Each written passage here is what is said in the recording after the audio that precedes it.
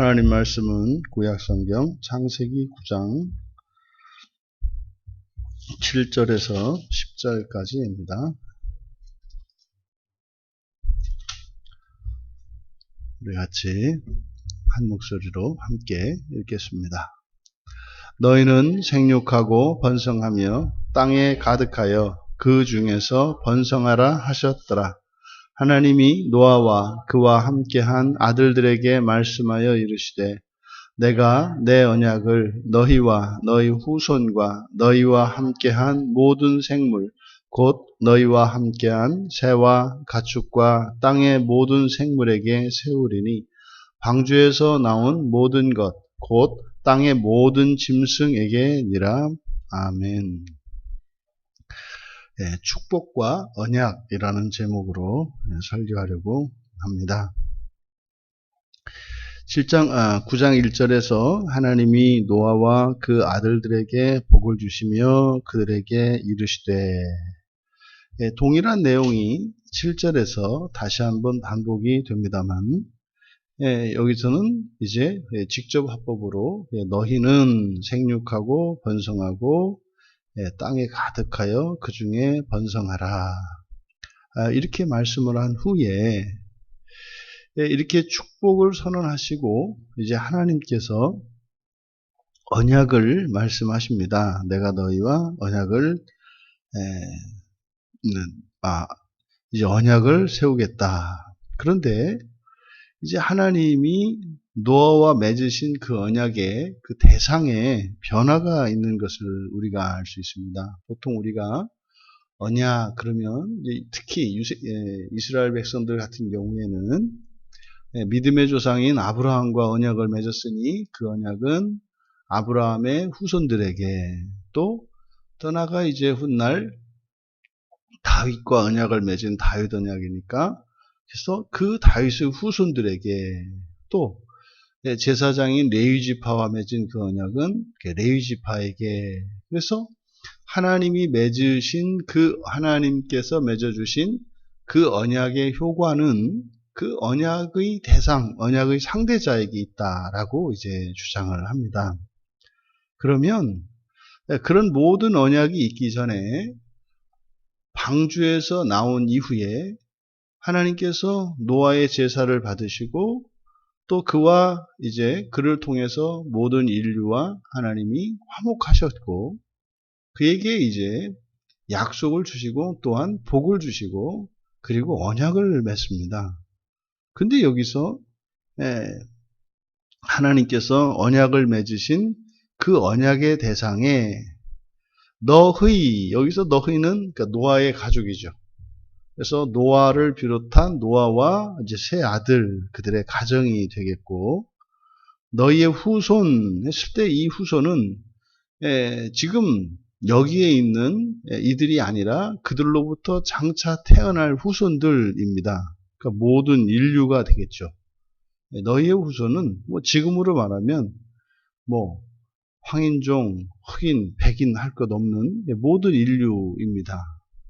그들과 언약을 맺는 것이고 더 나아가서 너희와 함께한 모든 생물이 언약의 대상이 되어 있습니다. 그러니까 이들은 다 공통점은 방주 안에 있었던 생명인 거죠. 사람이건 동물이건 할 것 없이 모두 방주 안에 있었던 모든 이들이 모든 것이 언약의 대상이 된다는 사실입니다. 그러니까 이것이 굉장한 변화입니다. 그러면 바로 앞에서 일어났던 일, 그 먹거리의 변화에 대해서 우리가 이제 어제 살펴봤지 않습니까? 이제 홍수 이후에 이 자연 생태계에 완전한 엄청난 변화가 일어났고 그로 말미암아 사람의 먹거리가 변하는데 그러니까 이것은 굉장한 사건입니다. 먹거리가 변하는 것은 그거는 실제로 우리들이 실생활에서 얼마든지 느낍니다. 그 짧은 단기 선교 기간에 외국가도 갈 때 보면 가방에다가 이렇게 고추장, 된장을 막 챙겨가고 하는 뭐 한 일주일밖에 안 갔다 오는데도 뭐 그런 걸 막 챙기지 않습니까? 그리고 실제로 외국에 가서 이주해서 이제 사는 경우에 이 음식 문제가 굉장히 이제 적응하는데 오래 걸리는 것을 우리가 알지 않습니까? 또 뭐 이렇게 시골에서 살다 지금은 뭐 시골도 수돗물입니다만 옛날에 시골에서는 지하수 물을 먹고 이제 뭐 서울에 오면은 뭐 이렇게 상수도 물을 먹으면은 물 갈아 먹어서 막 배탈하고 하는 이런 일들이 있죠. 그러니까 이게 일시적으로 어떤 음식이 바뀌는 것도 우리의 몸에 그 상당한 심각한 이 거부 반응을 일으키는 것을 우리가 알지 않습니까? 그러면 이때 당시에 고기는 전혀 먹지 않았던 사람입니다. 그러니까 하나님께서 사람을 지으실 때 원래 사람의 몸은 이렇게 채식을 하도록 씨 맺는 채소와 그 씨 맺는 과일들을 먹도록 하나님이 원래 창조하셨단 말이에요. 그런데 홍수 사건 이후로 고기를 먹도록 허락하신 거기에는 바로 이 환경의 변화로 말미암는다. 그러면 이제 여기에서 보니까 이게 이제 어떤 문제가 되냐면 그 생물들, 그러니까 방주 안에 있었던 모든 생물들이 언약 안에 들어와요. 언약 안에. 그러면 생육하고 번성하고 땅에 가득하여 번성하라. 이제 충만하라는 거지 않습니까? 생육하고 번성하고 충만하는 이 축복이 방주 안에 있는 사람은 물론이요, 모든 생물에게도 적용이 된다고요. 그런데 이 홍수 이후에 환경, 이 생태계의 급격한 변화로 인해서 사람에게 산 동물을 먹도록 하셔야 하는 일이 일어난 거잖아요. 사람은 산 동물을 이제 먹어야만 정상적으로 살 수 있게 된 겁니다.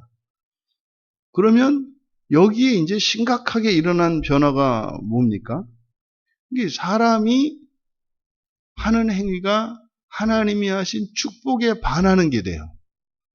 그 모든 생명은 존중되어야 하고, 생육해서 번성하고 충만해야 되거든요. 근데 문제는 사람이 산 동물을 먹게 되었기 때문에 하나님이 축복하신 것과 충돌하게 됩니다. 근데 사람이 살자면 이제는 동물을 먹어야 된다고 말씀을 하셨는데, 그러면 동물들은 그들의 보존과 번성에 위협을 받는다 이 말이에요. 이게 지금 홍수 사건 이후에 일어난 심각한 변화입니다.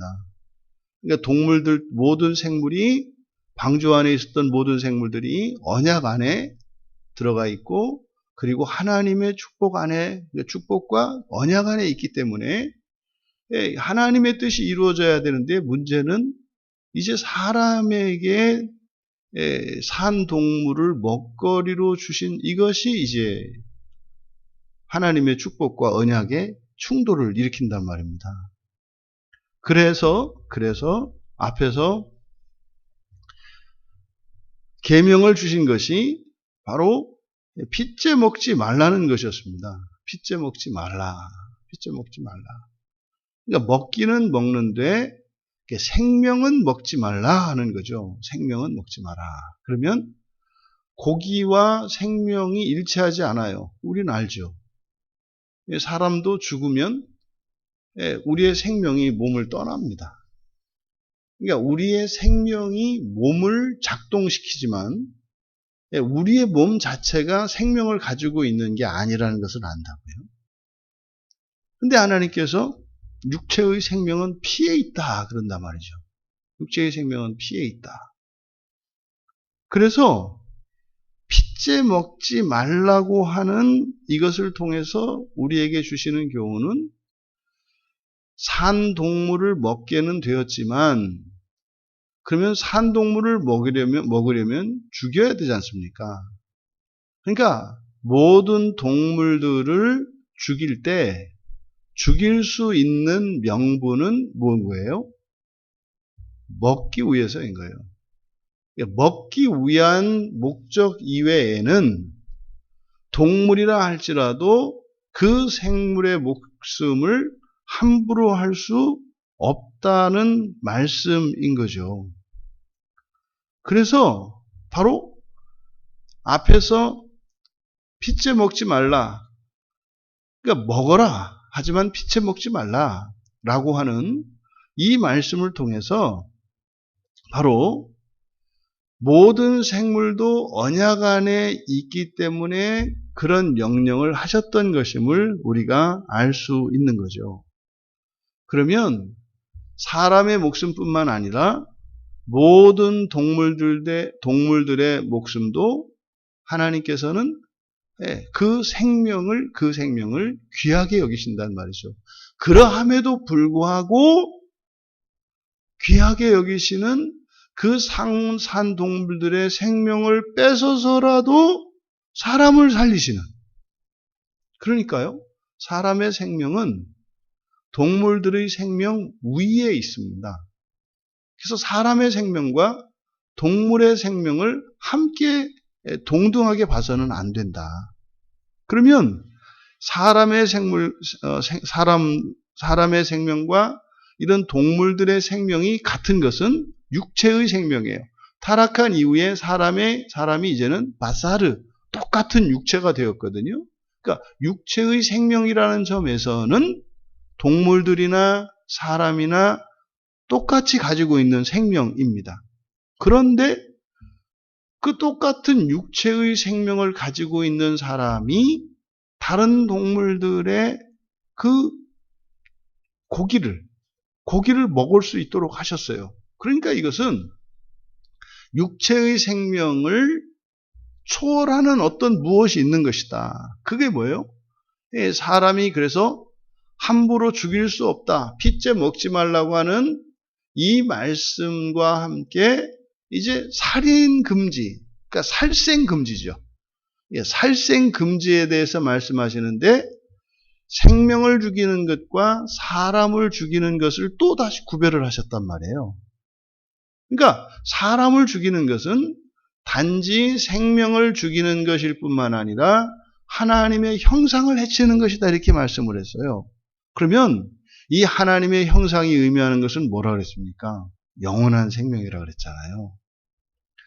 그러니 바로 이 언약 안에 다른 생물들이 들어와서 하나님의 이 축복이 언약으로 절대적으로 보증이 됩니다만 그 하나님의 언약과 보증 안에서 동물들의 살생을 사람이 동물들을 먹기 위해서는 죽일 수 있도록 하신 이것을 통해서 육체의 생명을 뛰어넘는 영원한 생명이 사람에 있다는 것을 말씀하고 있다. 모든 생명은 존중되어야 합니다. 하지만 사람이 살기 위해서는 이러한 생명들을 하나님은 기꺼이 희생하시는 거죠. 이것이 고스란히 이제 제사법 안에 들어가게 됩니다. 사람을 위해서 사람의 죄를 대신하여 동물들에게 죄를 전가하고 그 제물이 된 동물들의 생명을 취하심으로써 사람의 생명을 대신하게 합니다. 그러면 육체의 생명으로는 사람의 생명이나 이런 동물들의 생명이나 같은데 육체의 생명은 동물의 생명이 사람의 생명을 대신할 수가 있어요. 그런데 똑같은 육체의 생명인데 왜 동물의 생명을 희생하는가? 사람에게는 육체의 생명만 있는 것이 아니라 영원한 생명까지 주어지는 것이기 때문에 바로 동물의 생명을 제물로 쓰도록 하나님께서 허락하신 것이다. 그래서 사람을 죽이는 것과 동물을 죽이는 것은 달라요. 동물을 죽이는 것은 단순히 육체의 생명을 죽이는 겁니다. 근데 사람을 죽이는 경우에는 이것은 육체의 생명과 영원한 생명을 죽이는 것이기 때문에 이것은 이게 비교할 수 없는 무한한 그 생명의 질적 차이가 있다고 하는 것입니다. 노아에게 말씀하신 이 언약에 대한, 축복과 언약에 대한 이 말씀을 통해서 하나님께서 재창조를 이루어 가시는 이 과정에서 아담의 범죄로 말미암아 에덴 동산에서 이루시고자 하셨던 재창조가 이제 에덴 동산 밖으로, 다시 말해 첫 창조 세계로 영역이 확장되어졌는데, 그로 인해서 아담을 재창조하시려고 하셨던 그 재창조의 역사가 일반 동물들에게까지 그것이 확장되어진 것을 우리가 보고 있는 겁니다. 그러면은요, 장차 하나님께서, 그러니까 예수님께서 이 땅에 오셔서 하나님의 나라를 이루는 그때에 그 하나님의 나라에 들어가서 하나님과 이제 사람이 부활하여 하나님과 같아지게 되고, 이때 하나님은 영적 존재인 천사를 말하는 것이고 존재론적으로는 영적인 존재가 되는 것을 말합니다.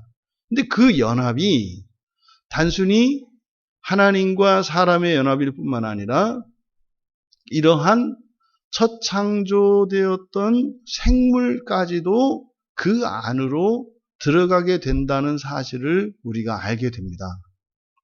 여러분, 예수 그리스도의 그 대속의 은혜와 예수 그리스도의 그 구원, 그리스도의 구원을 한마디로 이야기한다면 부활이라고 말씀을 드렸어요. 부활. 그럼 이 부활은 사람의 존재의 변화를 의미하는 것인데, 그 사람의 존재 변화를 일으키는 부활 안에는 부활뿐만 아니라 사람과 함께한, 다시 말해 방주에 노아와 함께하였던 그 모든 생물들이 재창조 안에 들어갔다는 겁니다. 그러면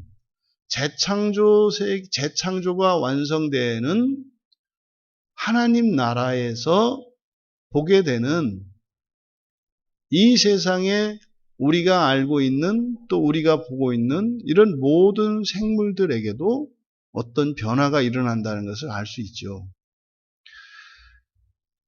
하나님이 창조를 시작하고 했고 사람이 타락을 해서 에덴 동산에서 쫓겨났습니다만, 그리고 또 죄가 또 이 세상을 덮고 사람의 마음까지 악화해져서 홍수로 이 세상의 모든 생물들을, 방주 안에 있는 생물을 제외하고는 전부 멸하셨지만, 그래서 굉장히 이 세상 창조 세계에 비극적인 결말이 일어난 것 같지만, 지금 여기에서 하나님께서 언약을 갱신하는 이 과정을 통해서 오히려 하나님의 구원은 사람뿐만 아니라 모든 생물들에게까지 그 언약이 확대되어진 것을 우리가 알 수 있다.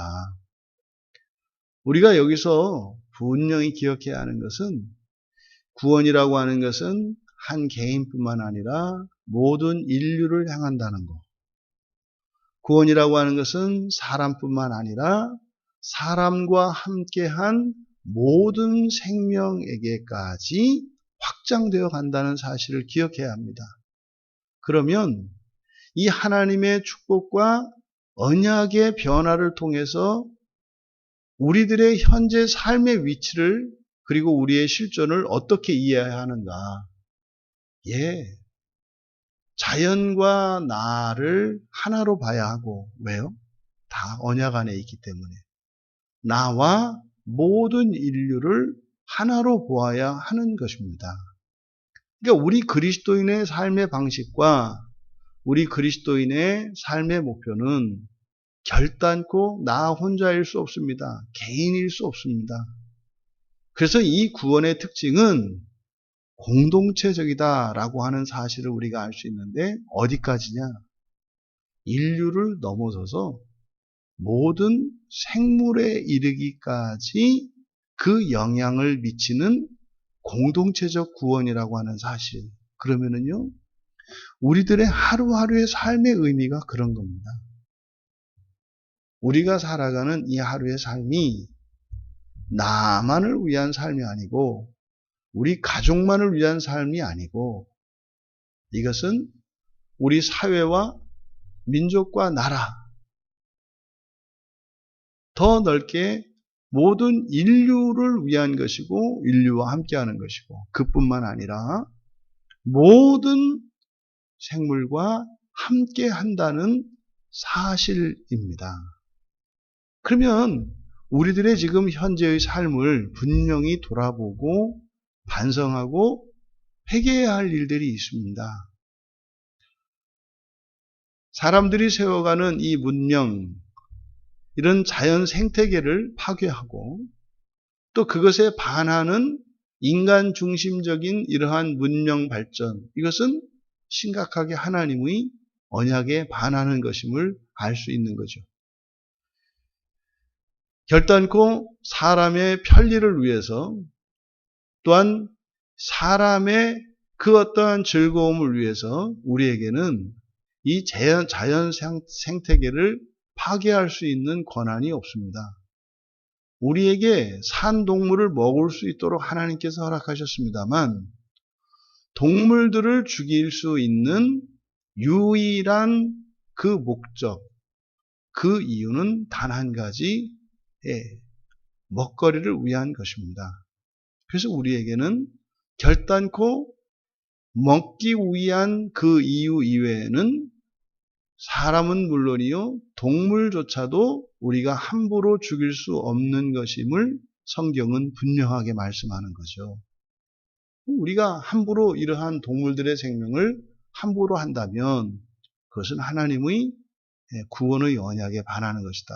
하지만 사람의 생명보다 동물들의 생명을 우선시하거나 동일시하는 것도 이것은 언약에 반하는 것이다.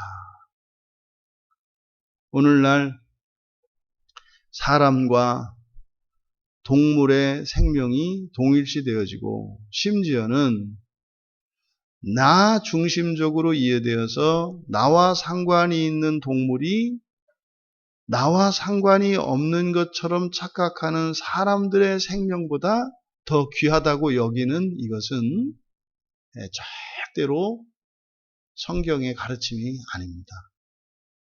그 어떤 동물도 사람의 생명보다 더 우선하는 동물들은 있을 수 없고, 하지만 그 어떤 사람도 먹기 위한 목적 이외에는 동물들의 목숨을 빼앗을 수 없다고 하는 사실을 분명 앞에서 우리 살펴본 것처럼 하나님께서 하신 이 경고를 기억해야 합니다. 그러한 목적 이외에 동물들의 생명을 해한다면 갚아야 할 것이고, 더더군다나 사람의 생명을 해한다면 그것은 자기의 목숨으로 갚아야 한다고 하는 이 하나님의 경고의 말씀을 우리는 기억해야 할 것입니다. 기독교 안에서 오해되고 있는 이게 사실은 오늘날 많은 기독교인들이 살아갈 때 모범으로 삼는 것이 여호수아의 정복전쟁입니다. 출애굽한 이후에 가나안 땅에 들어갈 때 있었던 여호수아의 정복전쟁을 오늘날 이 기독교 인들 가운데 많은 사람들이 그런 의식을 가지고 살아가고 있죠. 이게 뭐 우리나라에서도 종종 그 땅밟기 뭐 저 절간에 가가지고 뭐 그렇게 한다든지 아니면 어느 지역에 산다든지 뭐 이런 거, 또 가서 그 원주민들을 무자비하게 학살하는 이런 일들이 가나안 정복 전쟁에서 우리들의 기독교인들의 이런 생활 원칙이나 원리들을 가져오기 때문이거죠. 그런데 하나님의 언약은 그것을 훨씬 그 이전으로 거슬러 올라갑니다.